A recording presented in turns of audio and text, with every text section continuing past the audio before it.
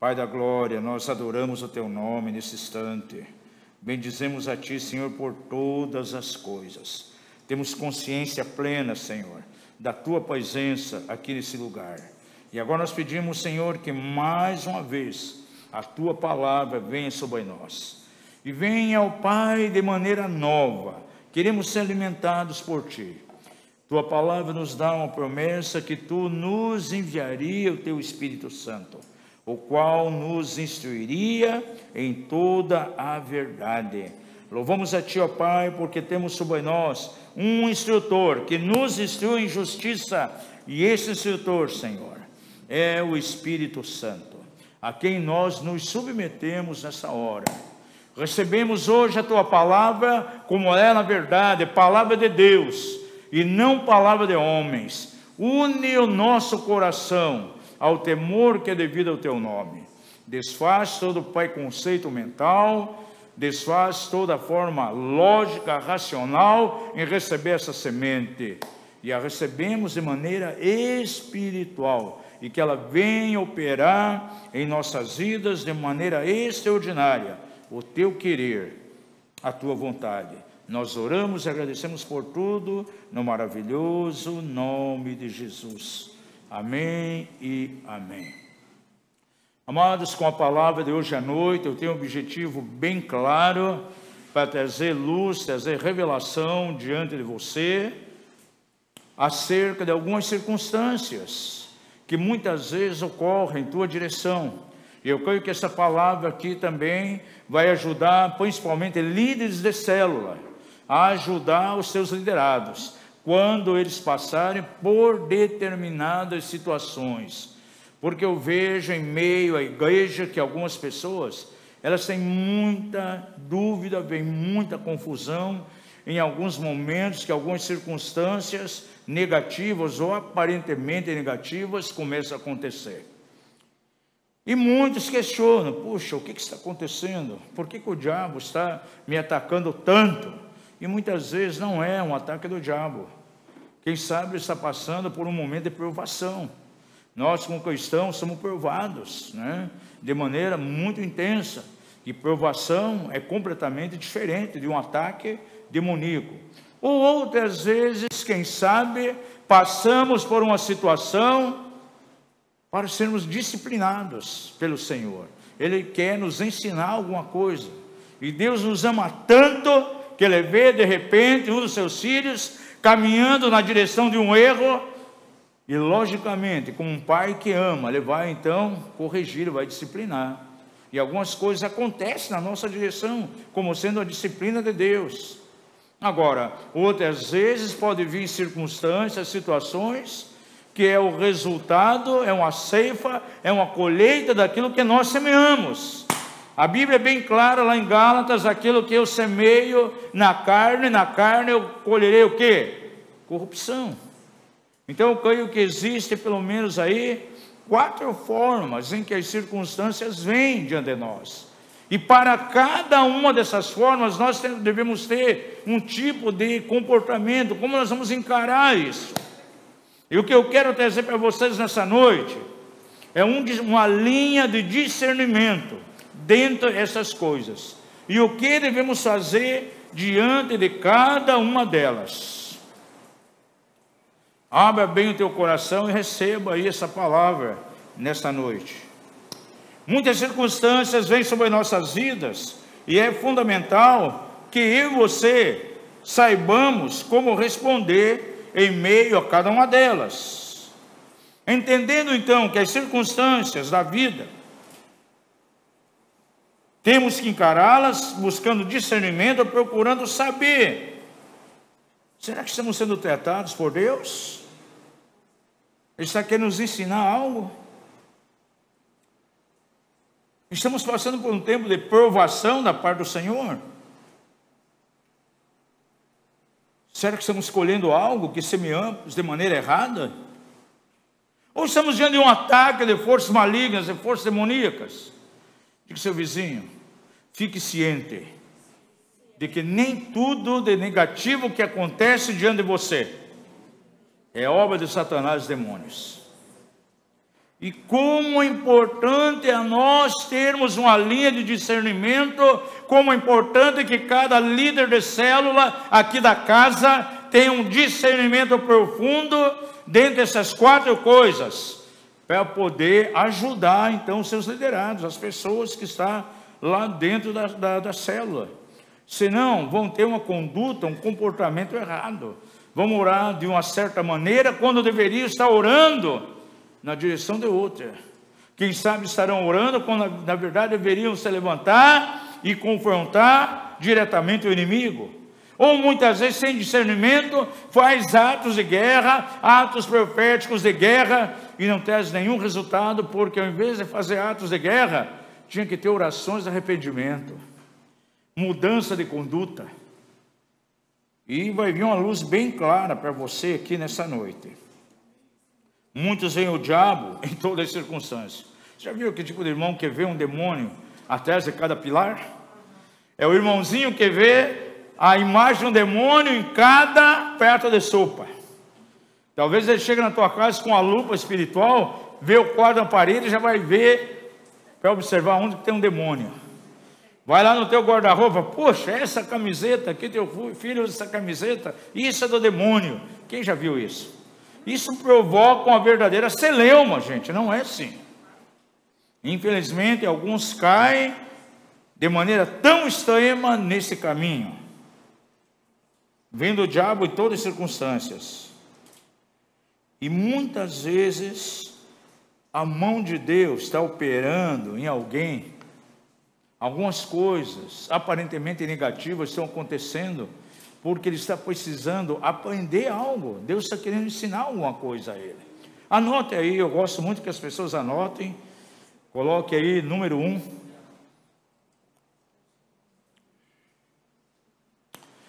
Entendendo as circunstâncias, então, número 1. Vamos discernir um pouquinho aqui o que é aprovação. Você já ouviu essa palavra? Ah, irmão, puxa, mas estou passando um tempo de provação. Quantos cristãos aqui passam por provação? Infelizmente, a hipergraça, a supergraça, prega que não existe provação, que tudo é mar de rosas e pronto. Não, a Bíblia nos ensina completamente ao contrário. Amados, e a primeira forma que nós podemos passar por um tempo de provação, geralmente é manifesto através de perseguições. As pessoas que estão aqui, quantos já sofreram algum tipo de perseguição? Amados, muitas vezes é perseguido pelo fato de você cair na pessoa de Jesus. Perseguição que começa até mesmo lá na família. Parentes que se dividem com você, parentes que já não querem mais ter comunhão, por exemplo, num tempo de festa e final de ano, nem quer se encontrar, porque agora ele mudou de religião. Então ele que fique lá com o seu Jesus e não quer se encontrar, vem uma perseguição tremenda. O Senhor Jesus mesmo diz que alguns ficam entristecidos por causa da palavra, porque vem a perseguição. Diga isso, a perseguição é uma forma de provação. Outras vezes que eu vejo que a provação vem sobre nós, amados, é quando nós ouvimos uma palavra e já na semana seguinte somos checados naquilo que nós ouvimos. Por exemplo, você ouve uma palavra extraordinária aqui no dia de domingo, chega meio da semana, vem uma prova para você. Ah, eu creio naquela palavra, eu exerço fé na direção dela. Aí vem uma grande oportunidade, no meio da semana, você é checado naquela palavra para ver se realmente você caiu nela, ou caiu no teu coração. Eu nunca esqueço, há muitos anos atrás, eu estava numa noite em Joinville, pregando num lugar, e eu estava tão empolgado aquela noite, pregando lá em Tessalonicenses, em tudo das graças. Era a tônica da minha mensagem, né? Ah, você precisa dar graça em tudo dar graças. E foi extraordinária aquela mensagem. Quando terminou, eu estava indo embora, aquele local estava em construção. E eu fui descer a escada, eu caí, literalmente, nervo saiu fora da minha perna. Gente, foi algo terrível. Aí tinha um engenheiro ali, um engenheiro industrial de uma grande empresa, ele tinha um time de futebol. Disse: olha, se eu levar você para o hospital, eles vão engessar a tua perna. Eu já sei o que está passando. Melhor não ir. Eu vou fazer o seguinte: eu vou levar você amanhã no ortopedista, que é do nosso time de futebol, e ele vai enfaixar a tua perna. Só que para isso, já está visível que os nervos saíram fora do lugar, né? Vai ter que colocar no lugar. E no outro dia de manhã ele me levou. Já estava numa dor terrível, a perna inchada. Gente, botar nervo no lugar, meu Deus, eu nunca tive tanta dor na minha vida. Eu gritava naquela sala, urrava, não gritava, não, urrava. E ele enfaixou a minha perna. Eu fiquei uns 2 anos com dores, principalmente na época de inverno, trabalho de madrugada, com processamento de dados. Gente, a minha perna, ela doía tanto, foram 2 anos. Mas quando eu caí, me veio uma palavra: você está sendo provado. Vamos ver a tua atitude agora. Você pegou lá dentro, que em tudo tem que dar graças. Vamos ver se você vai dar graça agora. A mim não restou fazer outra coisa, não sei saber o quê? Render graças. Muitas vezes, mas nós somos provados naquilo que pregamos. Você é provado naquilo que você ouve. Com quem já aconteceu isso? Você ouve uma palavra tremenda, extraordinária, você sai numa alegria tremenda daqui. Na segunda-feira vem a prova. É assim. Diga isso: as provações vêm sobre a minha vida para estabelecer um cheque, para confirmar a palavra em minha vida. Por exemplo, você ouve aqui uma mensagem tremenda sobre paciência, por exemplo. Quem sai na semana lá no teu trabalho, alguém vai se levantar te perseguindo, torrando a tua paciência. O que você vai fazer? Vai entrar na carne, vai revidar, vai se comportar igual ele? Não! Aí que você vai colocar realmente em prática aquilo que você ouviu. Nós somos provados. Ah, puxa vida! O diabo agora mandou aquela pessoa no trabalho para me perturbar. Não, não foi o diabo. O Senhor está permitindo para provar realmente aquela palavra que você ouviu. Diga isso: a palavra de Deus em mim, ela é provada. E eu não posso pegar as provações que vêm a mim e atribuir que está vindo do diabo. A segunda forma pela qual as provações se manifestam em nossa direção é através das pressões.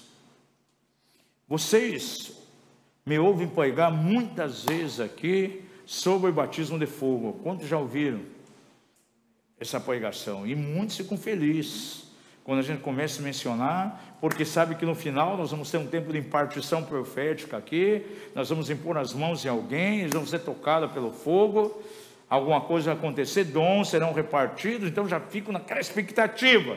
Vem uma escola profética, sabe que no final já vai haver oração, ministração de batismo de fogo. Mas você sabia que o batismo de fogo é muito amplo?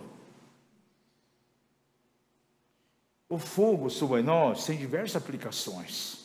Não somente ativar o poder de Deus, mas muitas vezes o fogo vem para queimar as escórias em nós, aquilo que ofusca o testemunho, a imagem de Jesus em nós. E esse fogo ele vem em forma de provas, de provações. Pedro diz que a nossa fé, ela é mais preciosa do que o ouro que perece. E o ouro, para ser refinado, ele passa por um fogo intenso. Diz a palavra lá em Salmos que a fornalha aquecida, quantas vezes? 7 vezes. Diga ao seu vizinho: o justo é purificado na fornalha da aflição. E são 7 graus. Aleluia, para ele passar por isso. Então o fogo vem sobre nós em forma de prova, gente. Abre a sua Bíblia lá. Aqui no Brasil, eu acho tão interessante, né? A gente vai em outros países aí, por exemplo, o americano vem, ele pega 1 hora, 2 horas, não lê um versículo na palavra sequer. Aqui sempre, pelo menos, um versículo tem que citar. Eu conheço irmãos, você pega uma palavra, você não cita nem um texto bíblico, ele sai questionando: puxa, pregou, nem usou a Bíblia.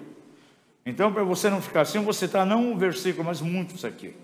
Mas nos Estados Unidos a gente pode pregar lá um tempão, não cita nenhum versículo. Também no Japão, em países da Europa, você pode pregar, pega, e não precisa nem citar um versículo da Bíblia. Mas o Brasil, se você não cita, poxa, não conhece a Bíblia.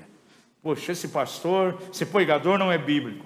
Então, para não haver esse julgamento, aí vamos usar aqui alguns versículos. Abra lá em Tiago 1, verso 2 e 3. Meus irmãos, tendem por motivo de grande gozo, olha só, grande gozo, o passardes por várias provações, sabendo que a provação da vossa fé produz a perseverança. Será que quando vem os tempos de provação, você demonstra alegria? Eu acho que alguns de vocês aqui, quando vem a provação, começam a repreender o diabo. Já aconteceu isso com você alguma vez? Se já aconteceu, levanta a mão bem baixinho, é para ninguém ver. Olha o que o diabo está fazendo, capiroto, eu te repreendo em nome de Jesus. Não. A fé dele está sendo provada, gente.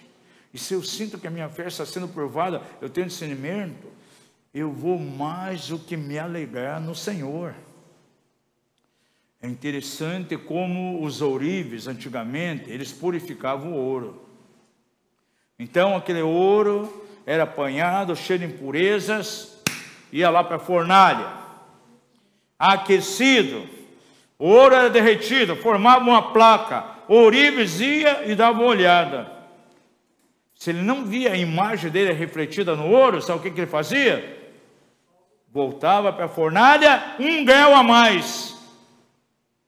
Ele ia verificar, depois esfriado aquela chapa, não via a imagem dele ainda.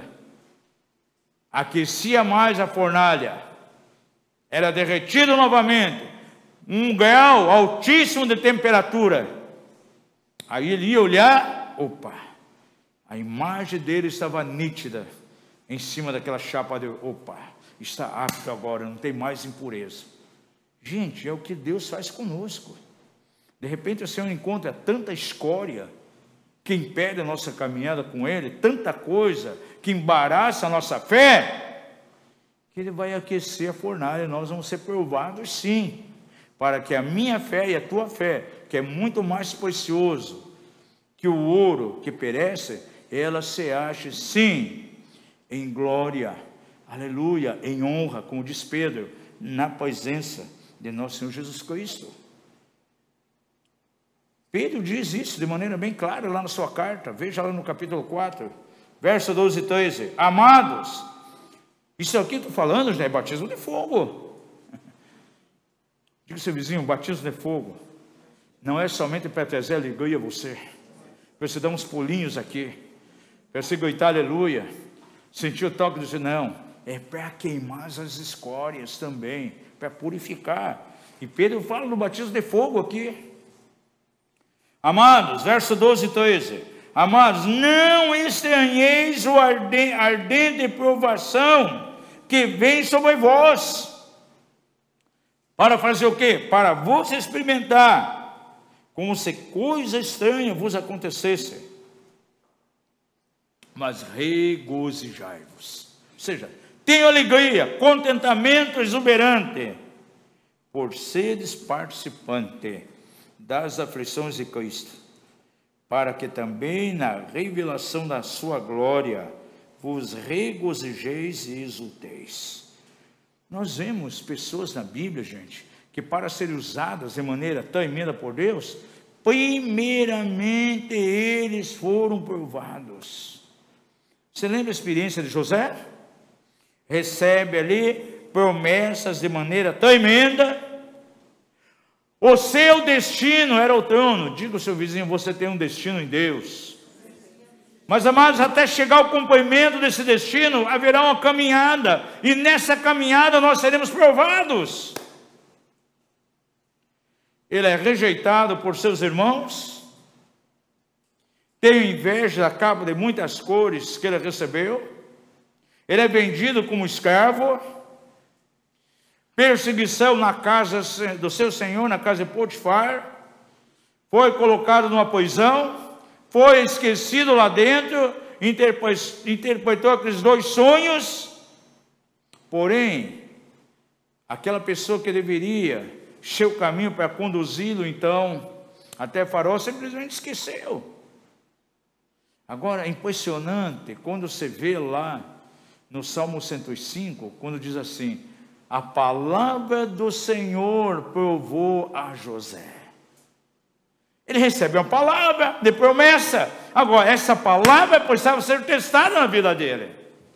E ele foi confrontado por essa palavra. Por isso passou por muitas e muitas situações. Pelo seu vizinho, Deus era com José naquele momento?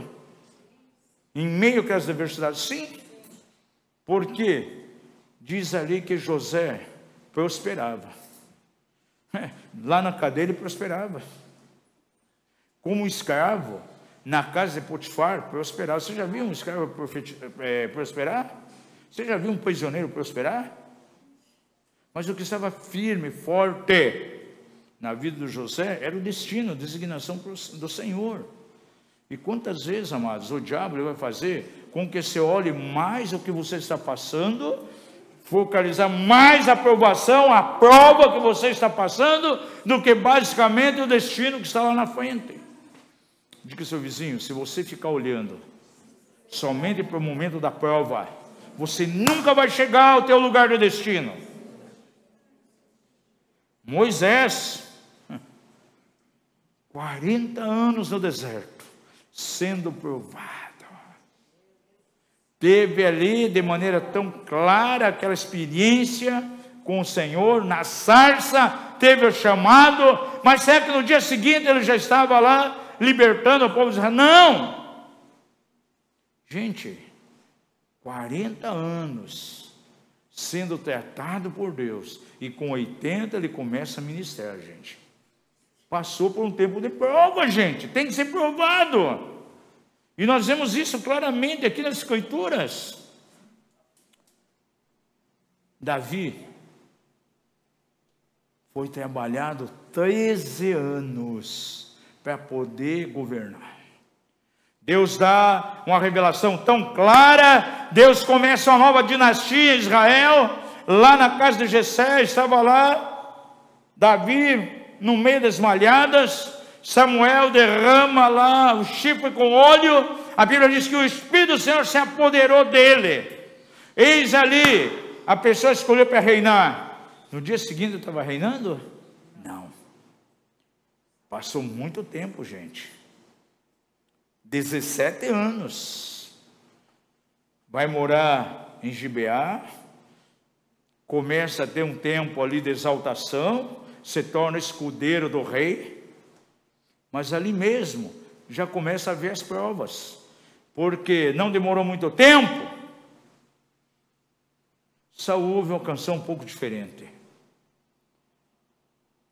Saul matou milhares, porém havia 10 milhares, e aquele corinho, aquela música ali, aquela canção, fez muito mal a Saul, ele começa a perseguir.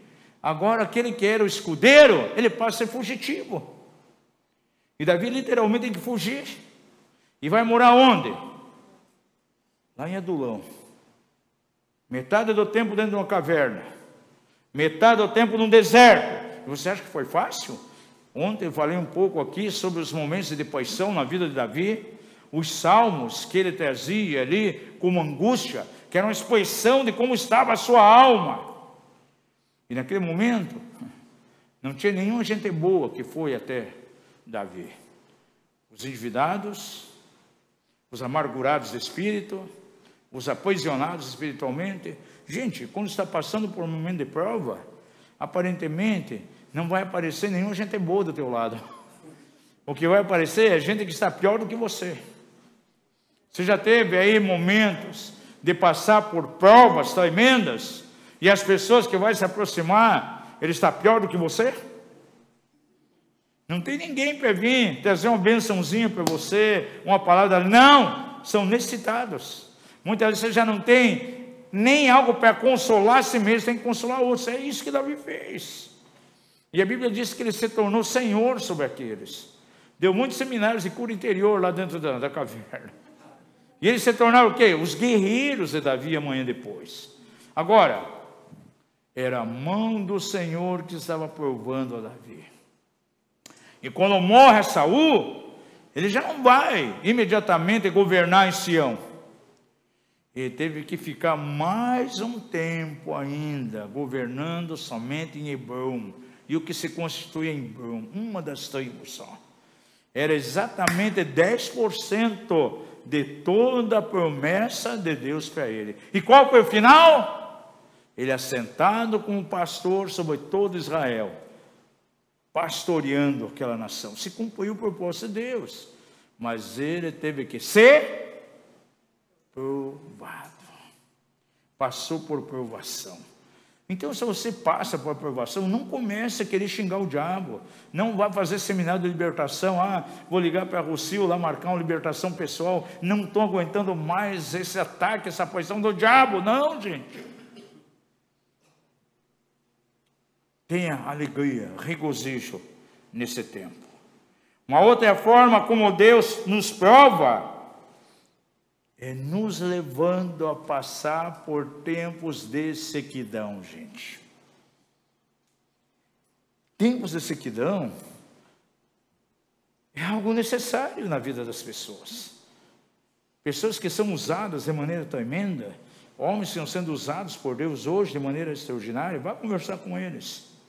Vocês vão ver que eles passaram por um tempo de sequidão. E nós podemos aprender muitas coisas do Espírito Santo com as pessoas. Quantos já ouviram falar aqui de Randy Clark, por exemplo? Que ministério tremendo, que ministério extraordinário. Curas em abundância. Nós tivemos algumas vezes, e vimos literalmente com os nossos olhos milagres acontecendo instantaneamente. Mas antes disso, ele passou por um tempo de sequidão. A paixão, a prova era tão grande na vida dele, e ele pastoreando uma pequena igrejinha em Missouri, a esposa dele nem queria ir nos cultos mais. Ela foi num lugar, achou emprego para trabalhar os domingos, para ter uma desculpa para não ir na igreja. A vida financeira dele, debaixo de uma posição, ele deu um testemunho, ele ia vender doces, ia vender sonhos no shopping para levantar sustento. Era um tempo de prova, mas depois que passou essa prova, o Espírito Santo veio sobre ele de maneira tremenda, e nunca mais parou de agir através dele. Mas ele tem que passar por um tempo de sequidão. Tivemos em Toronto, no Canadá, alguns tempos atrás. Em Toronto irrompeu um avivamento tremendo, ficou conhecido como o Rio de Deus, na igreja do John Arnott. E quando veio esse avivamento? Quando ele estava desistindo de ser pastor. Ele ia entregar a sua igreja, a denominação que ele pertencia. E foi lá para a Argentina, num evento muito grande que era realizado uns anos atrás. Nós, pelo menos, eu estive 2 vezes naquele evento, em Buenos Aires. Ele foi, e alguém estava pregando, e fez um apelo: quem quer receber aí um toque de Deus, algo novo? Ele levantou do seu lugar, foi à frente, subiu na plataforma. Um evangelista por nome de Cláudio foi, impôs as mãos sobre ele, orou. Ele cai no chão, parece que nada estava acontecendo. Mas quando ele volta para a sua cidade, em Toronto, algo começa a acontecer na sua igreja. Randy Clark foi lá para pregar uma noite, e aconteceu tanta cura, tanto sinal ali, que ele ficou 1 mês pregando. Com 1 semana, começou a chegar gente de todo mundo, comprando passagem para ir nesse lugar, porque o avivamento irrompeu. A reunião começava às 9 horas da manhã até 3, 4 da madrugada, filas para entrar, e curas, sinais acontecendo. Mas eles passaram verdadeiramente por um tempo de sequidão. E quem sabe alguns homens e mulheres de Deus passam por um momento de sequidão, parece que não está acontecendo nada. Elias passou por isso.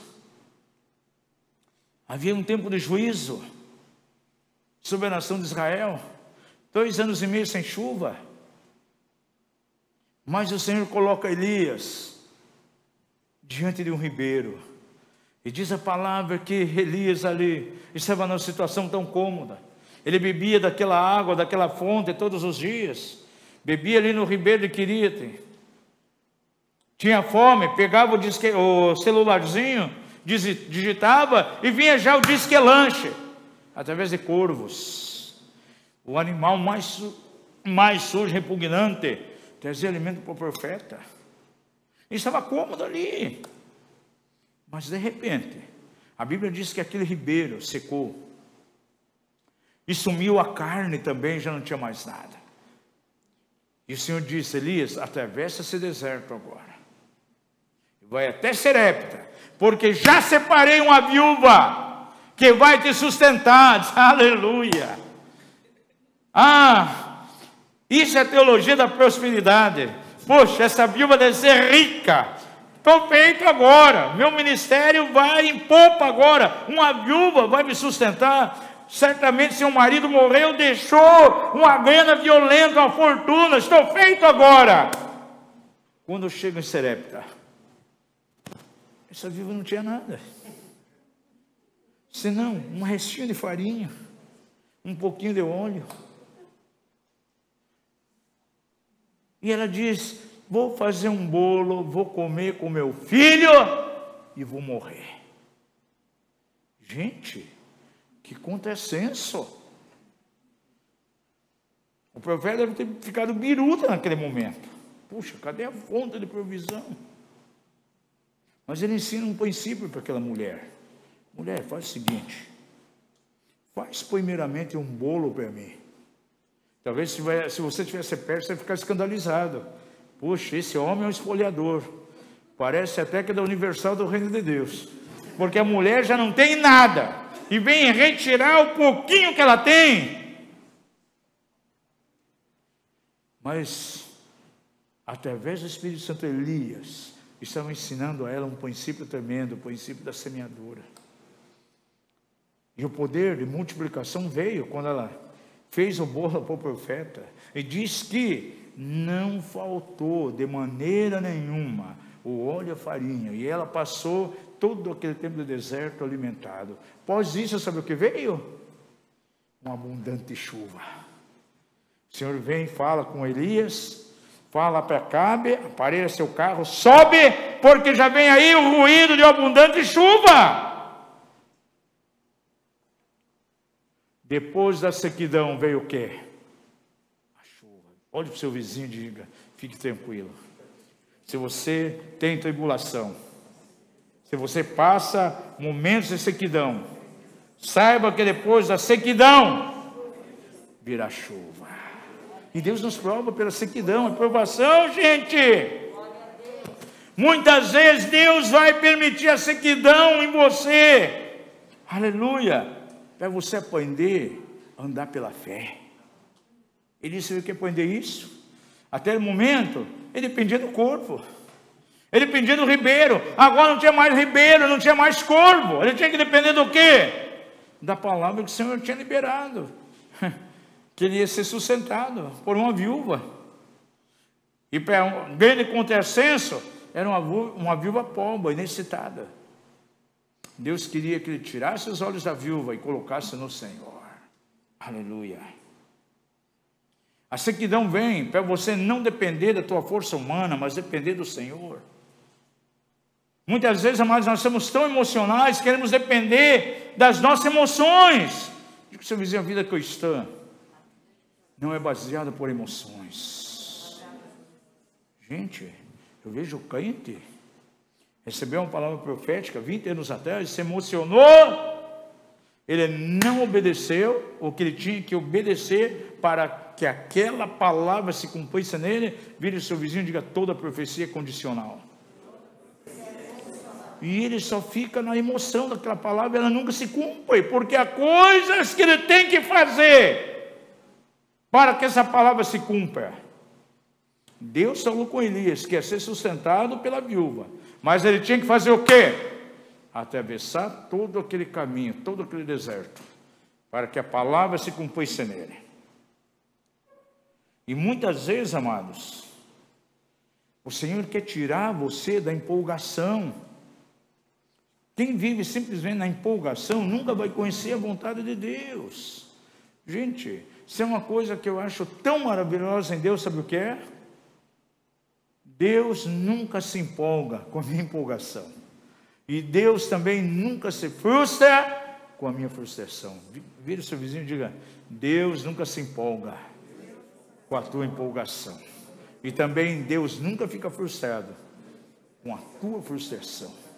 Isso é uma segurança tão tremenda, tão extraordinária para nós. Agora, a provação, amados, muitas vezes ela vem a nós para provar os nossos corações. Diga isso. Levanta a tua mão e diga assim: a provação, ela pode provar aquilo que está no meu coração. Veja lá em Deuteronômio 8:2: e te lembrarás de todo o caminho pelo qual o Senhor te tem conduzido durante esses 40 anos no deserto, a fim de te humilhar e de te provar, para saber o que estava no teu coração, se guardarias ou não os seus mandamentos. Gente, e quando está sendo provado, quando você passa pela provação, muitas vezes Deus quer provar para você como você está lá no teu interior. Sabe, tem pessoas que se julgam tão boas, são pessoas muitas vezes tão orgulhosas, elas acham que nunca têm orgulho. E o orgulho está entronizado no coração dela. Todo mundo vê, menos ela.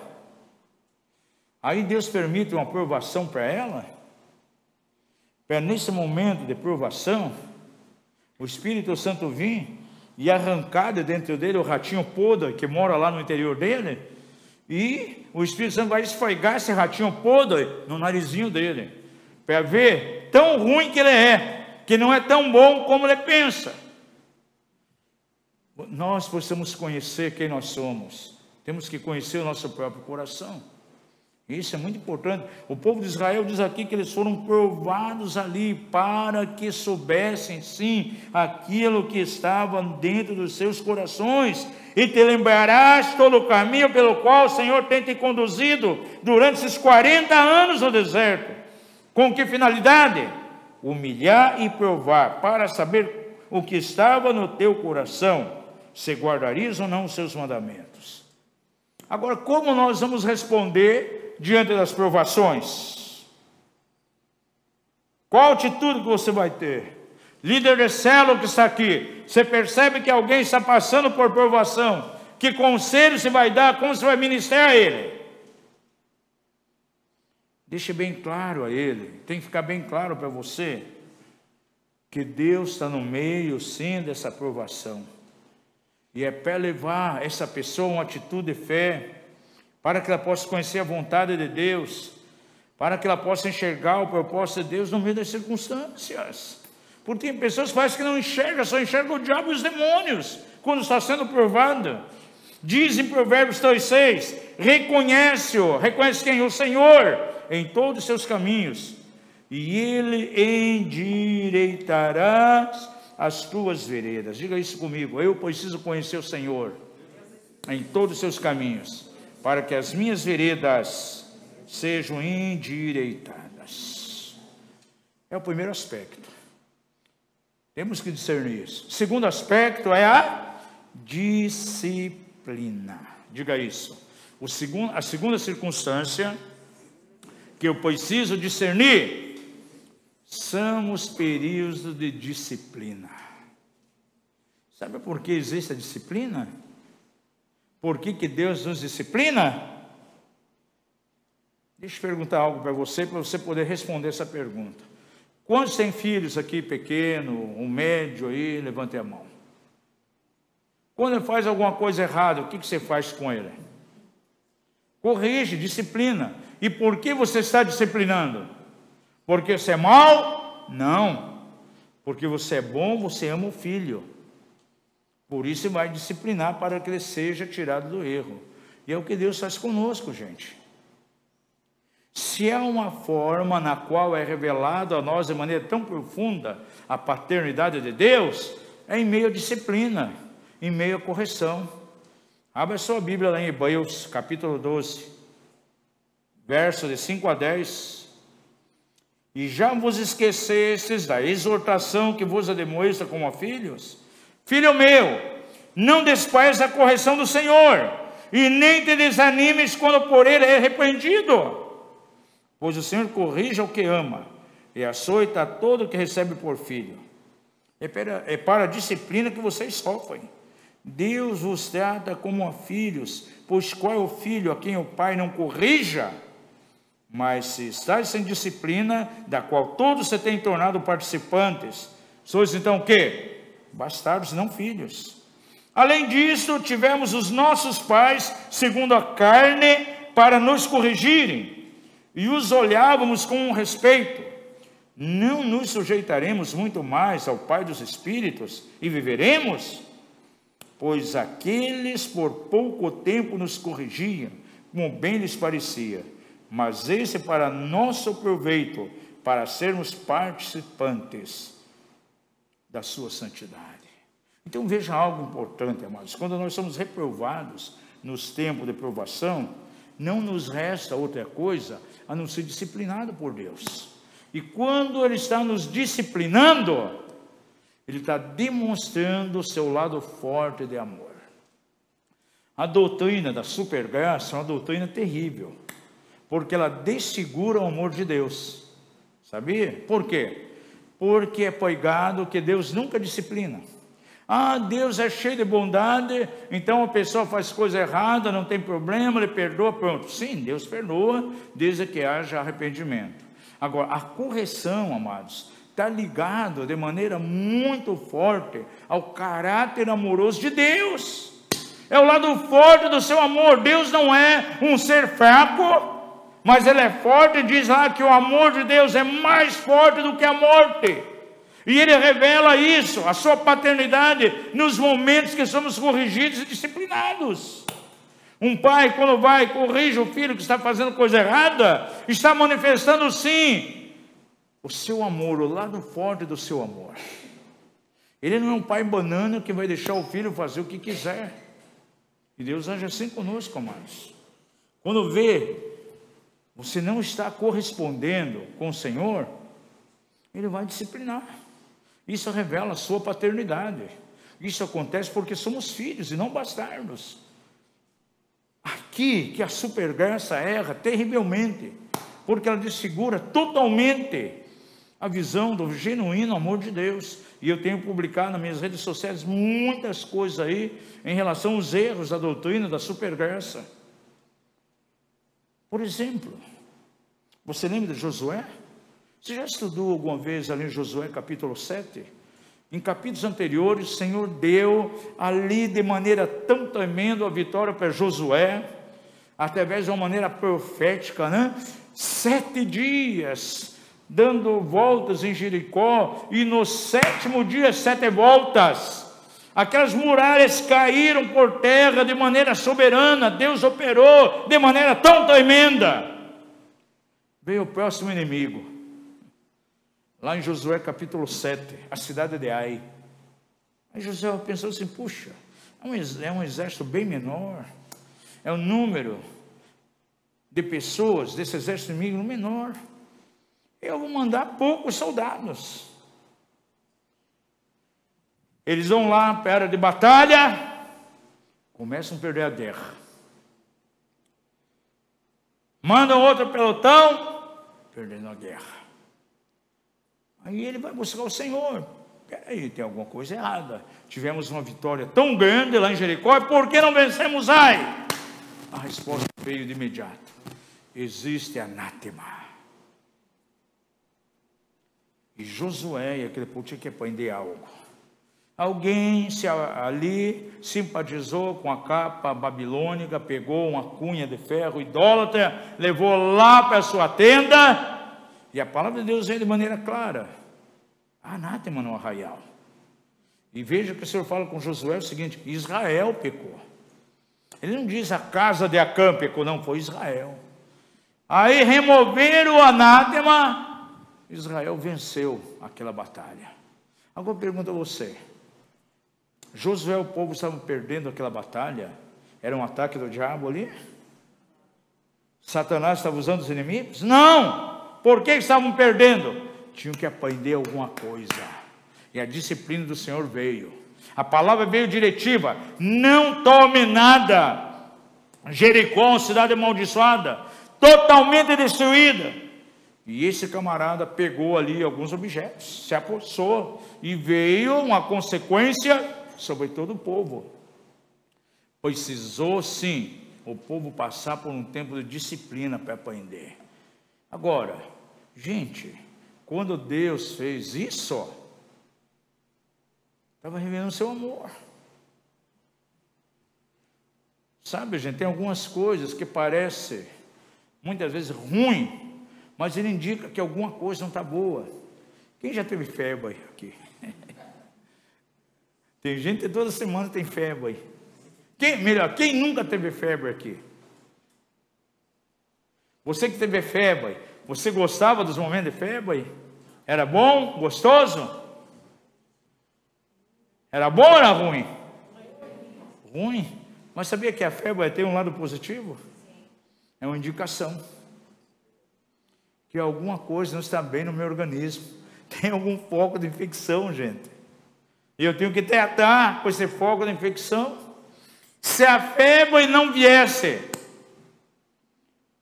eu iria identificar que haveria um mal no meu corpo? Não. Se a derrota em Ai não viesse, Josué e o povo iam discernir que algo não estava bem? Nunca. Pois só havia derrota de Ai para ele buscar o Senhor, para ver o que estava acontecendo, e ver de maneira clara a palavra do Senhor. Não, tem maldição, tem anátema. Então a disciplina, amados, vai revelar coisas em nossas vidas. E isso é um princípio que a gente aprendeu muito dentro da libertação. Aquela febre indica que tem um foco de infecção.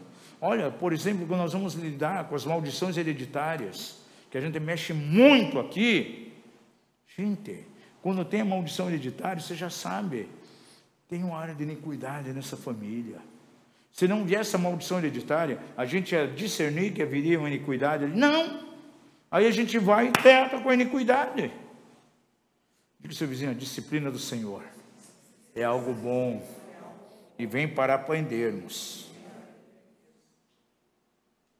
Deus pode criar situações para tratar e impedir que ações pecaminosas continuem se repetindo. Quer ver uma coisa? Eu já vi pastor que chegou desesperado. Ai, apóstolo, por favor, ore por mim. Me unja. Põe suas mãos na minha cabeça, dê uma bençãozinha, porque o meu ministério está sendo resistido por diabo. Eu já podia estar indo mais além. Eu tenho tanta promessa para a minha vida, mas eu estou estancado, eu não consigo marchar. O diabo está aí me resistindo. Você começa a tratar com essa pessoa, logo, sabe o que você descobre? Não é o diabo que está resistindo a ele, é o próprio Deus. Porque ele, se continuar da maneira que está conduzindo, se ele continuar agindo assim, ele vai se arrebentar lá na frente. E Deus é tão bom, tão maravilhoso, que põe impedimento para ele não ir avante. Porque se ele ir avante, ele vai se estourar. Diga isso, Deus é amoroso, que muitas vezes pode resistir uma pessoa. O orgulhoso é resistido por Deus, gente. Imagine se de repente Deus deixa que um orgulhoso esteja indo em frente, cheio de orgulho, desenvolvendo uma obra para a ostentação do coração dele. Se Deus põe a mão e freia, essa pessoa é bênção. E não é o diabo que está resistindo a ele, não. Quem está resistindo é o próprio Deus. E ele tem que chegar para essa pessoa: olha aqui, meu irmão, não é Deus que está, não é o diabo que está te resistindo, é o próprio Deus. Porque se você continuar da maneira que você está indo, você vai se estourar já, e o teu ministério vai virar vinagre. Em vez de ser um vinho bom, vai se tornar em vinagre.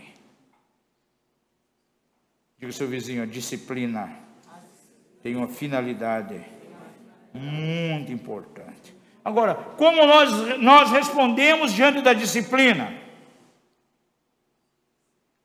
Vamos nos humilhar diante de Deus, debaixo da poderosa mão de Deus, com a disposição de aprender.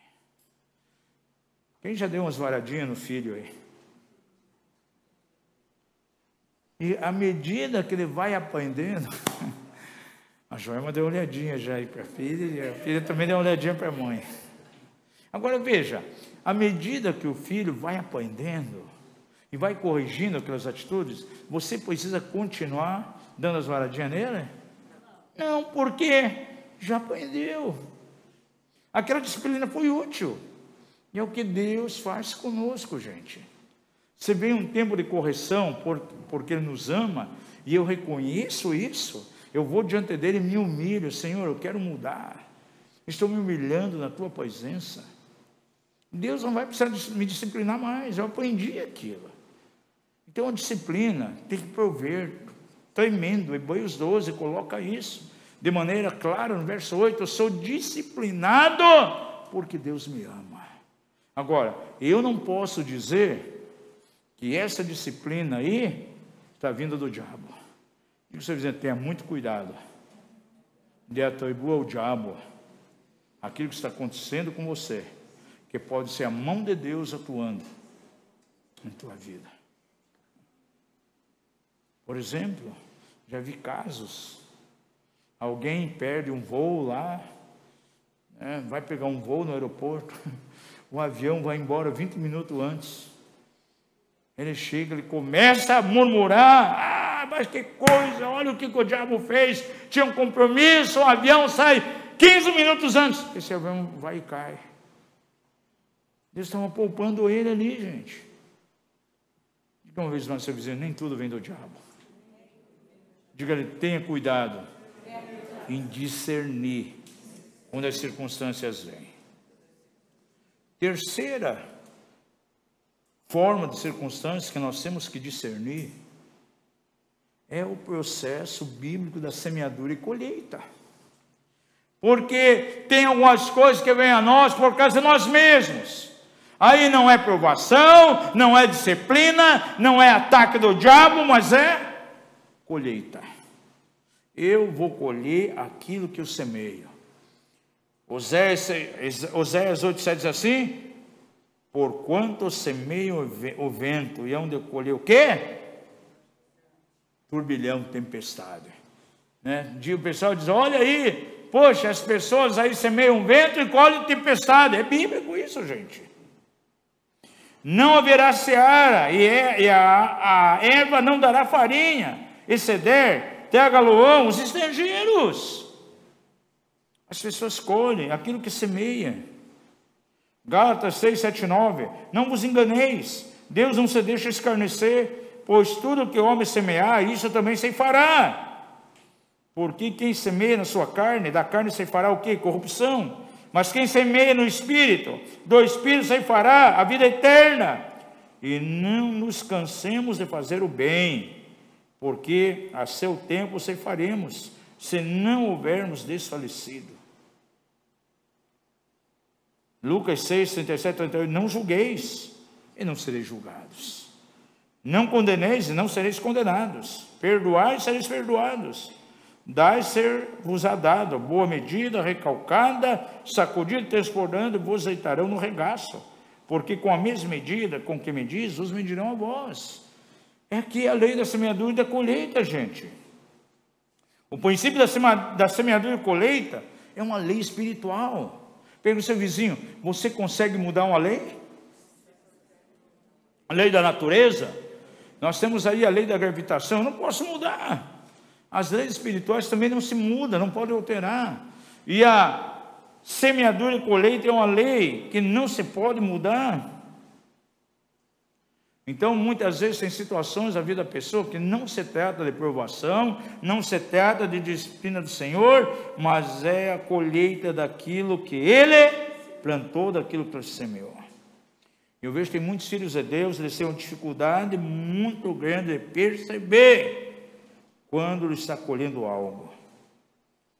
Porque normalmente, amados, as colheitas, elas não vêm logo em seguida da semeadura. Quem já trabalhou com roça aqui? Você já plantou algo? Você semeia a semente hoje, no dia seguinte já nasceu uma planta ali assim? Não, demora um tempo. E as pessoas que semeiam coisas erradas, vai passar um tempo e a colheita vem, gente. A gente vê isso muito dentro dos casamentos, gente.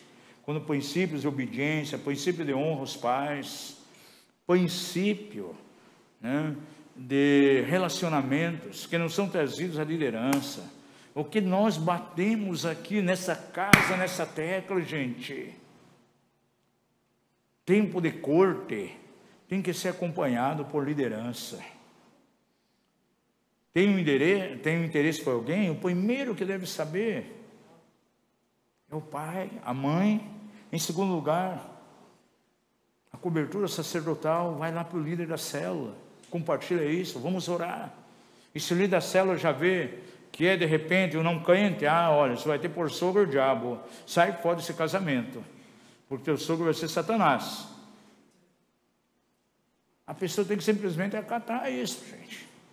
Agora, tem muitas vezes a pessoa, ela resiste e quer que se cumpra aquilo que ela quer. No começo é tudo bem, aparentemente. Não demora muito, começa a vir a colheita. Ore por mim, pede para o grupo, peça ela fazer uma campanha de oração e jejum. Olha como o diabo está me atacando, olha meu marido como está. Olha minha esposa, ela é uma goteira. É uma mala sem alça. Quem é goteira, mala sem alça? Ele está colhendo o que plantou, gente.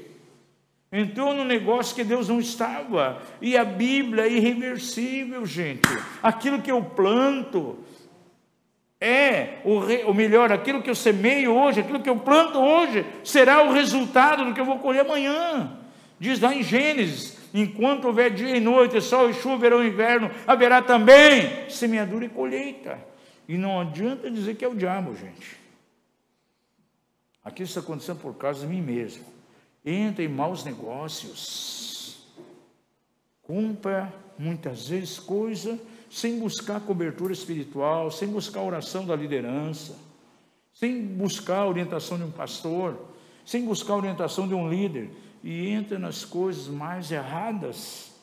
É tipo de pessoa que vai, compra lá em Matinhos, um terreno que a gente não existe mais. Já foi levado lá pela ressaca a tempo. E só existe no papel e no registro de cartório. O terreno não existe mais. Vai lá, vai encontrar mar. E por que comprou um pedaço do mar? Que nem é dele, é da União. Porque não trouxe em oração, gente. Aí não vai dizer: puxa, o diabo se levantou contra mim. Fui enganado pelo diabo. Comprei um pedaço do Oceano Atlântico. Não, o diabo não enganou ele. Ele partiu para um processo de semeadura e agora está colhendo o que semeou. Não buscou em oração. E não adianta dizer: Deus está me disciplinando com isso. Estou aprendendo com o Senhor. O diabo se levantou contra mim. Não! Isto é semeadura e colheita. Deus não castiga, amados, o pecado dos pais nos filhos, mas pode haver uma semeadura que os nossos filhos vão colher pelas nossas atitudes. Se eu planto um pessegueiro, quem vai comer peixe como amanhã depois é meu filho. E isso é muito claro aqui na questão das maldições. Quando ensino sobre isso, eu bato muito firme na tecla de Ezequiel 18. O filho não leva a culpa do pecado do pai, mas a consequência ele pode levar. Então veja, se vocês fazem uma semeadura errada, infelizmente quem vai colher os efeitos negativos não é somente a pessoa, é os próprios filhos, as próximas gerações. Da mesma maneira que eu trilho caminhos de cuidado e caminhos de bênção, e vou desatar uma bênção geracional na família. Quando eu tomo caminhos errados, estou semeando espiritualmente algo iníquo. Quem vai sofrer essas consequências? Quem vai colher? São os meus filhos. Ainda que ele não leve a culpa do meu pecado, do que eu errei, mas a colheita vem sobre eles.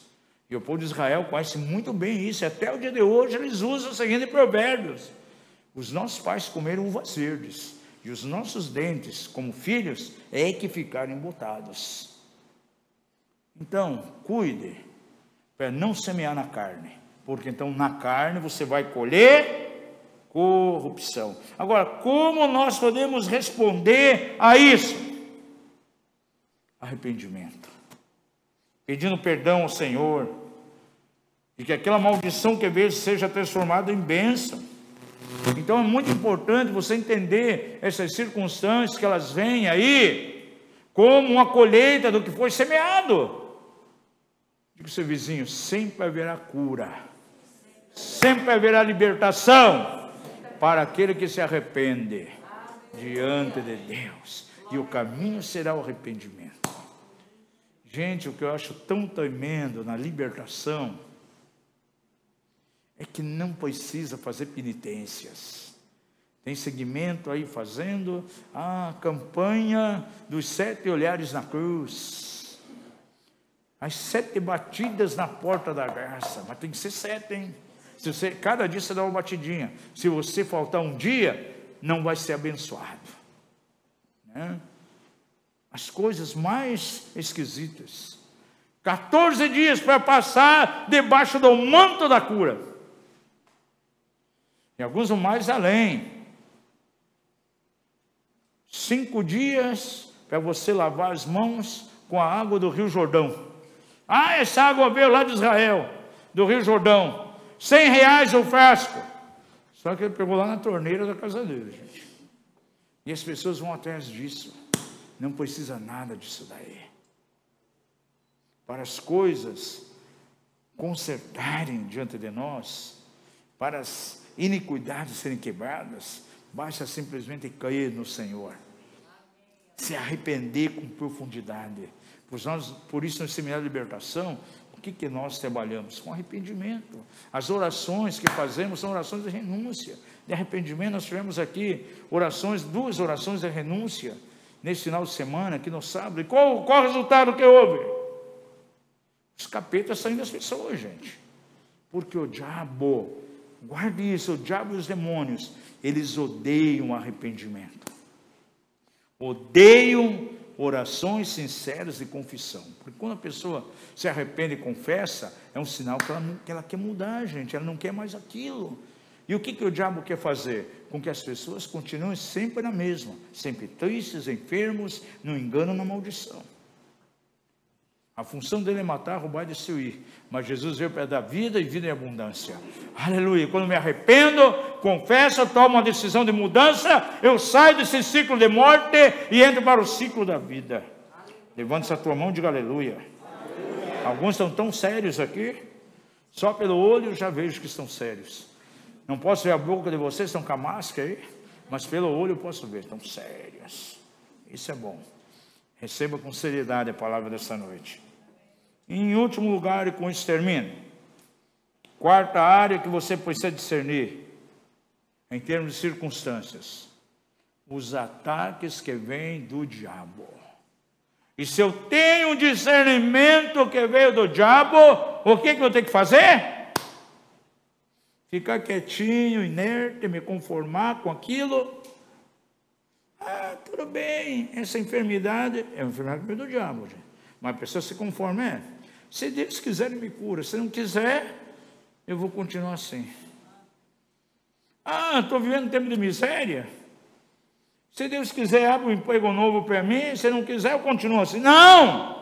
Não posso se conformar. Se eu discernir que é um ataque frontal do inimigo, eu tenho que me levantar contra ele. As obras do diabo são conhecidas, gente. Enumere aí as obras do diabo. Olha, tentação, sedução, opressão, enfermidades, acusação. Sabia que toda acusação vem da parte de Satanás? Diga ao seu vizinho: Deus, Jesus e o Espírito Santo não condenam ninguém. Romanos 8:1, nenhuma condenação há para os que são em Cristo Jesus. Quais outras obras do diabo? Mentira, engano e finalmente morte. Se essas obras se manifestam em alguém, ele pode estar certo que está lidando diretamente com um ataque maligno, um ataque de Satanás. Aí não é provação, não é disciplina, não é lei de semeadura e colheita, mas o diabo se levantou contra ele.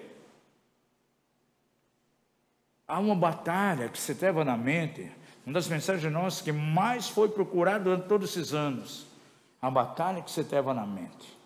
E a nossa guerra espiritual, ela começa na nossa mente, gente. Se você vence na área da mente, vai vencer com facilidade nos outros campos. E o diabo, ele quer estabelecer fortaleza assim na nossa mente, para levar a incredulidade ao pecado, à separação de Deus. Por isso, lá em Coríntios, fala muito acerca das fortalezas. Você sabe o que é uma fortaleza? Literalmente significa o seguinte: ninhos de pensamentos. Diga isso, uma fortaleza é um ninho de pensamentos. E que tipo de pensamentos? Será que bons ou maus? Maus, pensamentos negativos. Isso acaba ocupando a mente da pessoa. E ela experimenta no corpo aquilo que ela conserva na sua mente. Eu falei ontem aqui no seminário, de depoição. Os nossos pensamentos se transformam em sentimentos. E os nossos sentimentos se transformam em ações. E é isso que o diabo quer. Ele joga dardos inflamados, joga pensamentos na mente das pessoas. Ela começa a alimentar esse pensamento, cai lá no coração, aí vira um sentimento. Esse sentimento começa a levar a pessoa a certas atitudes que desagradam a Deus. Atitudes de pecado, atitudes que separam ela de Deus. E sabe quem acaba saindo vencedor aí? Satanás e seus demônios. Diga isso: os meus pensamentos podem se transformar em sentimentos, e os sentimentos podem me levar a ações. Agora, como nós respondemos diante disso? Diante dos ataques, quando eu sei que aquela circunstância negativa está vindo da parte de Satanás, eu vou me levantar, me revestindo de toda a armadura de Deus, e fazendo o quê? Resistindo ao diabo, reconhecendo que a minha luta não é contra a carne e sangue, mas é contra forças do mal. Eu só posso vencer espiritualmente. Duas passagens deixo para você aqui e vamos orar. Efésios 6, 10 a 12, já conhece muito bem. Finalmente fortalecei-vos no Senhor, na força do seu poder, revesti-vos de toda a armadura de Deus, para poder permanecer firme contra as ciladas do diabo, pois não é contra a carne e sangue que temos que lutar, mas sim contra principados, contra potestades, contra a príncipe do mundo dessas trevas, contra as hostes espirituais da iniquidade. Aonde? Nas regiões celestes. Está aqui a natureza da nossa guerra, gente.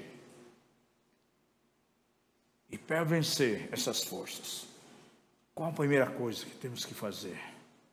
Abre lá em Tiago 4, 7. Sujeitai-vos, pois, a Deus. E depois fazer o quê? Resistir ao diabo, e ele fugirá de vós. Tem gente que só quer praticar a metade do versículo. Ah, o diabo está me atacando? Tá, tudo bem, mas eu vou resistir ao diabo e ele vai fugir de mim.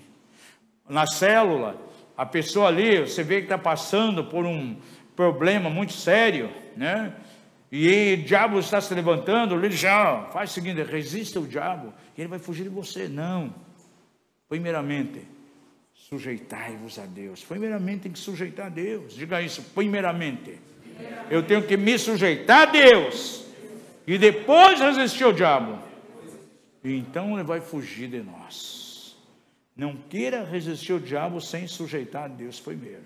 Isso aqui é o caminho da vitória, gente. Se eu vejo que a circunstância que veio é um produto aí de Satanás e seus demônios, vou me sujeitar a Deus. Vou tomar uma armadura espiritual e vou resistir a Satanás. Sou chamado à guerra. Eu não vou ficar passivo.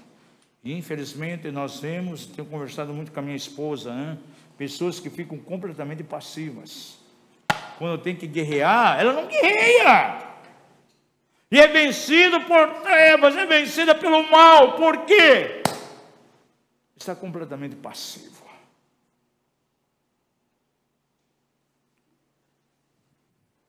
Forças malignas, você vence a elas lutando cara a cara. Se você perceber essas peças da armadura aqui, verso 10, 11 e 12, de Efésios 6, não tem nenhuma peça de armadura que guarda as tuas costas. Você encontra a armadura na parte frontal, para a cabeça, para os braços, para as pernas, os pés, menos para as costas, gente. Sabe o que isso indica? Que eu tenho que confrontar Satanás cara a cara. Se eu amedrontar, não discernir os seus ataques, se der as costas para ele me ataca pelas costas. E as minhas costas são guardadas pela oração de intercessores, pelo líder da célula. Por isso, todas as situações, está passando por um ataque, teste para a liderança da célula. Se você não consegue resolver, vai trazer o governo da igreja. E a gente vai resolver isso em oração. Não fique sozinho de maneira nenhuma. Então é importante, amado, que você discerna quando vem as circunstâncias. E fica aí a grande pergunta agora. Estou eu passando por um momento de provação? As coisas que estão acontecendo? É um momento de disciplina para mim? Há algo que precisa aprender da parte de Deus? É um tempo de colheita? Me estou colhendo algo que semeei? É um ataque direto de Satanás? Encorajo a liderança aqui da casa, os líderes de células, a lutar, buscar com Deus para ajudar os membros da célula, aos liderados, a sempre discernir a fonte do ataque que está vindo. Em nome de Jesus. Vamos ficar em pé e vamos orar.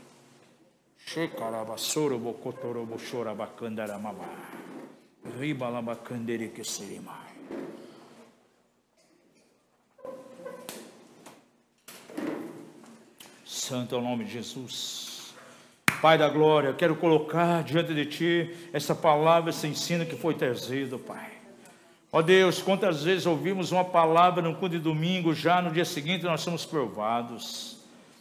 José recebeu uma palavra da parte do Senhor, e ele foi provado de maneira constante, já logo em seguida. E no Salmo 105 diz que a palavra do Senhor o provou. Então o mão do Senhor estava até a rejeição, até a perseguição, até o esquecimento, com relação a ele, na interpretação do sonho, estava sendo provado. Mas no devido tempo, Pai, foi colocado no lugar onde Deus havia designado. As provas são necessárias em nossas vidas, Pai. Quantas vezes precisamos aprender algo da parte do Senhor? Estamos trilhando o caminho errados. A Bíblia diz que há caminhos que o homem parece corretos, parece caminho certo, mas o final é um resultado de morte. E para isso temos que ser disciplinados, para aprendermos. Como diz lá a Tua palavra. Esquadrinhemos os nossos caminhos e voltemos a Jeová, porque nunca decaiu a sua graça, infinita é a sua misericórdia. E nós queremos nessa noite, Pai, esquadrinhar os nossos caminhos. Nós declaramos a Tua presença, Senhor, venha e sonda os nossos corações, prova os nossos rins, vê se em nosso interior há algum caminho mau, algo que desagrada a Ti. A disciplina vem para aprendermos, porque Tu nos ama. Nós somos filhos. E qual filho ao qual o pai ama, não corrige esse filho? Se somos corrigidos, somos disciplinados, é para se tornarmos, Senhor, participantes da Tua santidade.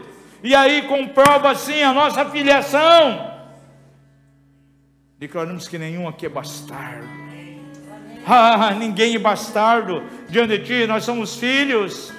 O primeiro poder de Deus que vem em nossa direção está lá no Evangelho de João, capítulo 1. A todos quantos o receberam, deu-lhes então o poder de se tornarem filhos de Deus.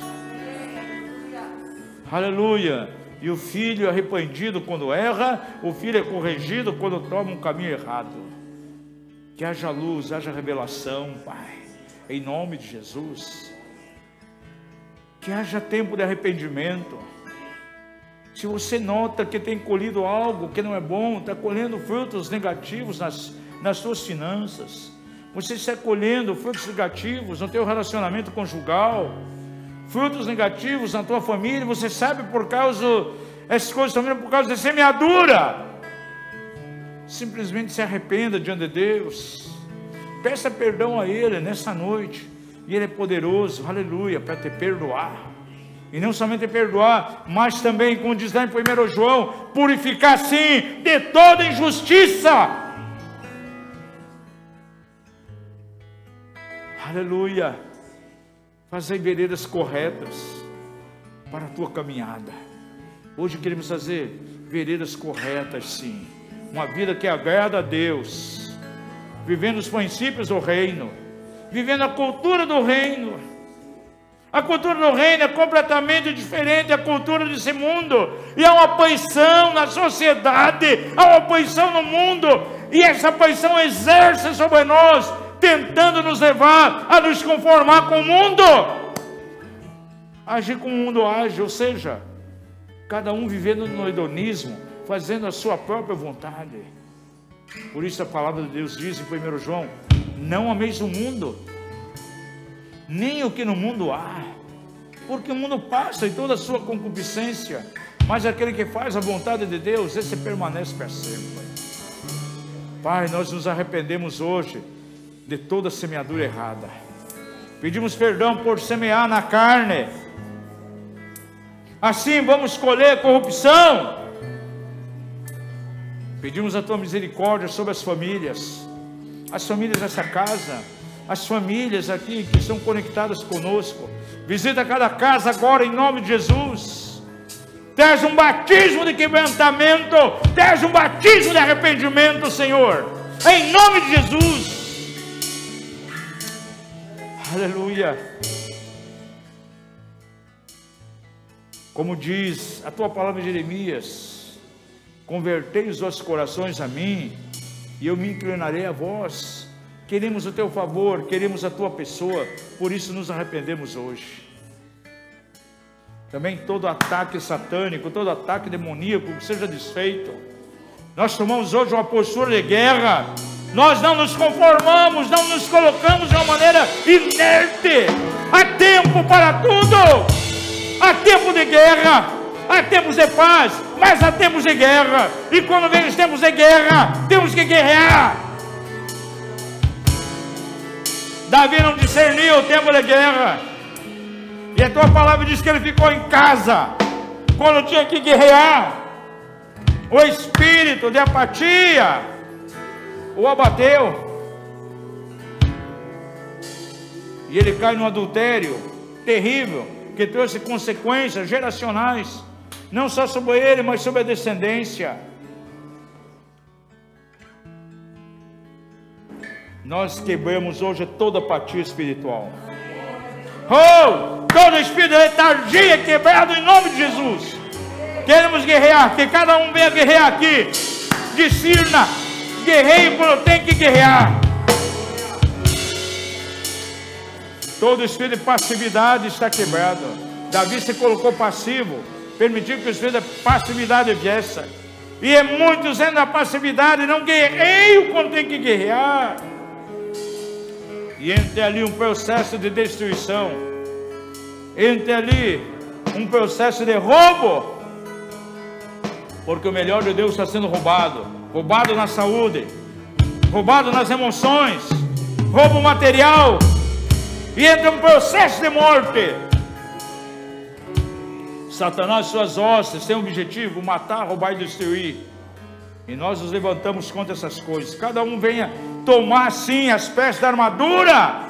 E como diz a tua palavra, ainda que o inimigo, ainda que as forças do mal venham por um caminho, por 7 caminhos fugirão diante de nós.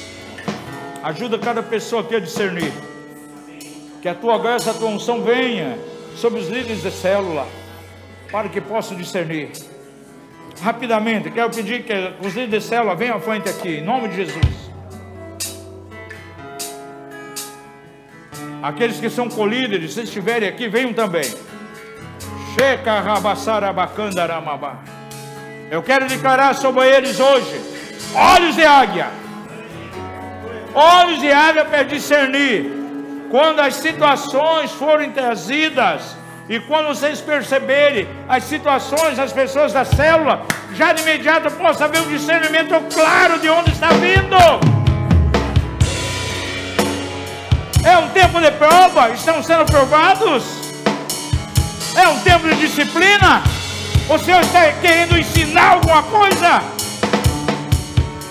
É um tempo de colheita, estão colhendo algo que semearam errado.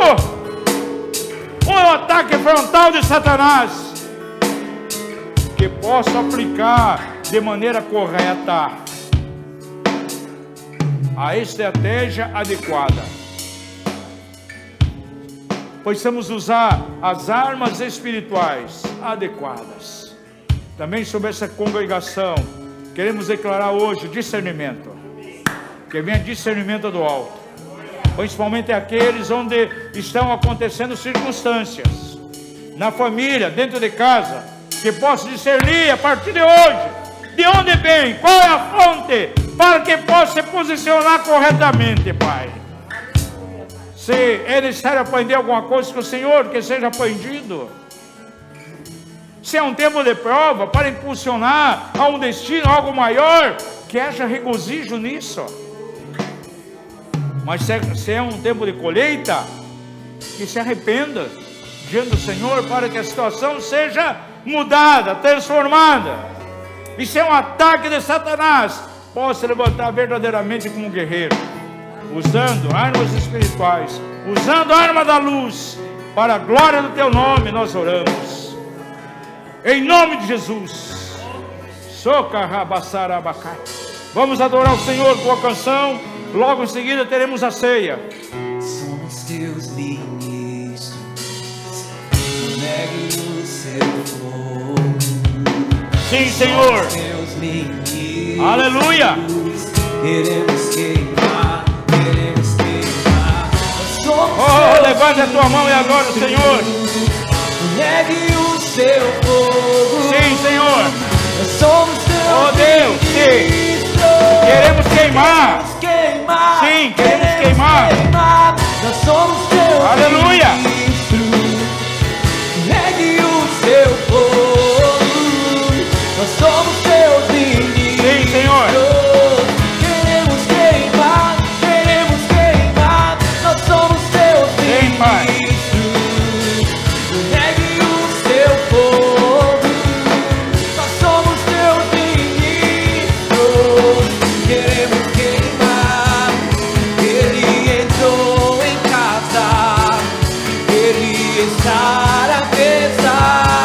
Ele nos observa e sabe que o esperamos. E ao partir o pão, Oh Deus, sim. nossos olhos se abrem, reconhecemos quem tu és. Ao som da sua voz, Aleluia. os nossos corações queimam de amor, queimam de amor. Aleluia. E ao partir o pão, os nossos olhos se abrem, reconhecemos quem tu és. Ao som da sua voz, os nossos corações Aleluia. queimam de amor, queimam de amor. Sim, Senhor. Jesus instituiu na igreja 2 sacramentos importantes. A Escritura coloca diante de nós 2 sacramentos muito importantes na nossa vida como cristão. O primeiro sacramento é o batismo nas águas. Isso é fundamental para a nossa caminhada cristã. É a ordenança do Senhor. E o segundo sacramento é a celebração da ceia do Senhor. E a ceia do Senhor tem uma finalidade muito profética. Quando nós participamos da ceia, nós estamos fazendo uma confissão pública e profética. de que cremos que somos um corpo, temos unidade, somos um diante do Senhor. E a palavra do Senhor declara em 1 Coríntios 10, verso 16: porventura o cálice da bênção que abençoamos não é a comunhão do sangue de Cristo? E o pão que partimos não é a comunhão do corpo de Cristo? Porque nós, embora muitos, somos unicamente um pão e um só corpo, porque todos participamos de um único pão. Um pão muitas vezes é tomado, ele é partido em muitos pedaços. Agora, aqueles muitos pedaços vêm de um único pão. Jesus é o pão da vida. E nós participamos do pão da vida. Ele falou: aquele que não comer da minha carne não terá parte comigo. Aquele que não bebe do meu sangue não tem parte comigo. E nós temos em alguns nessa noite aqui. Nós temos comido, temos participado do mesmo pão, Jesus Cristo. Ele já foi anunciado lá em Êxodo 12, quando aquele cordeiro estava sendo comido dentro da casa pela família. Cristo é o nosso cordeiro pascal, e temos nos alimentado dele, e a vida dele está em nós. Por isso podemos dizer hoje que somos um, porque participamos todos do único pão da mesma vida. E quando nós participamos da ceia, nós estamos reconhecendo isso. O cálice que abençoamos, aleluia, é o cálice da bênção. Simboliza o sangue de Jesus. Sangue que não simplesmente nos redime, nos compra do pecado, para termos uma vida de santidade, mas esse sangue nos justifica, apagando toda a culpa que era contra nós. É como sair diante do tribunal, tendo um veredito: nenhuma condenação há para vocês mais, estão absolvidos. Esse sangue que nos aproxima do Senhor, que quebrou todos os protocolos da lei, quebrou completamente, desfez a parede de separação que nos separava de Deus, e podemos adentrar agora ao lugar santíssimo e ministrar ao Senhor.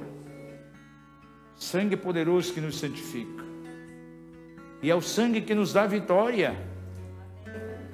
Quando Satanás e suas hostes veem em nós a marca do sangue,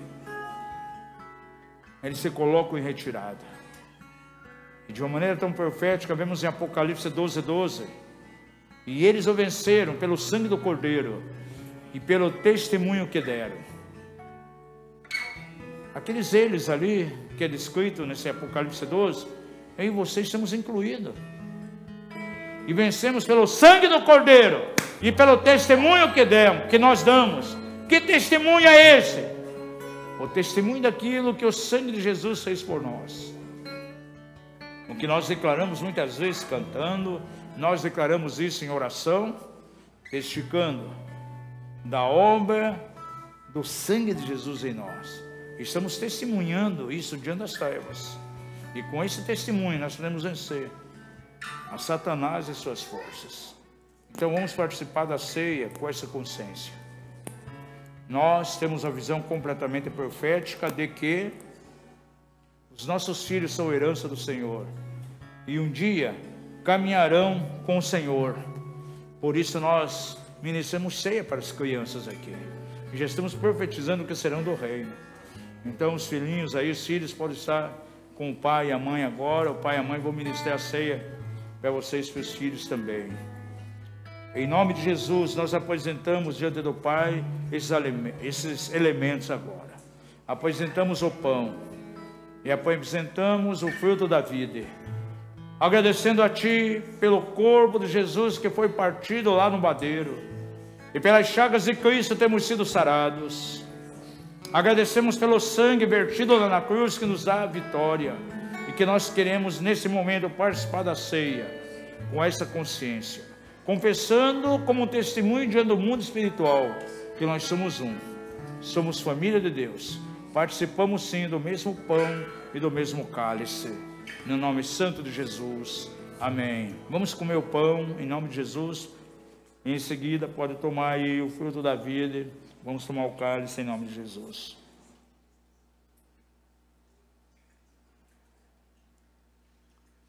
Obrigado, Senhor, pela comunhão que temos com o corpo. Quão bom e suave é que vivamos em união e unidade. Aleluia. Vamos celebrar o Senhor um pouquinho mais. Mais uns 5 minutos de adoração diante dele. Aleluia. Oh, pedra foi removida, não acharam naquele lugar. O que procuras entre os mortos, aquele que vive está. A morte não segurou, e ao terceiro dia ressuscitou. Raiz de Davi, perdendo a Cordeiro e leão. A pedra foi removida, não acharam aquele lugar. Porque procuras entre os mortos aquele que vive está. A morte não segurou, e ao terceiro dia ressuscitou. Raiz de Davi, a pedra no lar, Cordeiro e leão. Quão maravilhoso é o seu amor. Naquela cruz ele se entregou por mim.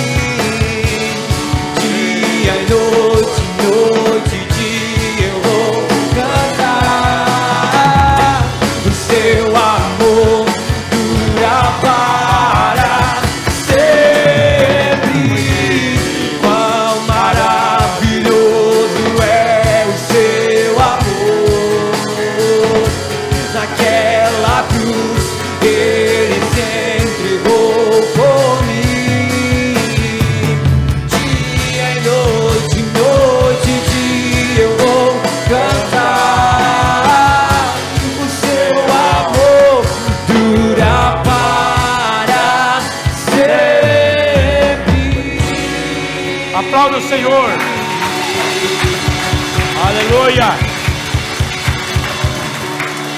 Que você tenha uma ótima semana na presença do Senhor, debaixo da bênção de Deus, lá nas residências também. Que a graça do Senhor esteja sobre cada família.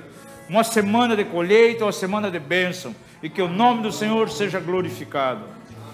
Não sai daqui sem pelo menos aí dar um soquinho amoroso de canguru convertido, pelo menos em 5 ou 6 aí, em nome de Jesus. Amém e amém.